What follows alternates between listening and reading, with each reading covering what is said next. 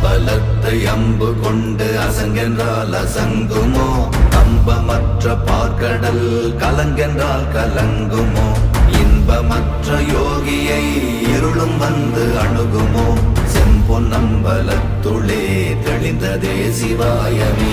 ஓம் நமச்சிவாய ஓம் ஓம் நமச்சிவாய ஓம் நமச்சிவாய ஓம் ஓம் நமச்சிவாய ஓம் நமச்சிவாய ஓம் ஓம் நமச்சிவாய ஓம் நமச்சிவாய ஓம் ஓம் நமச்சிவாய.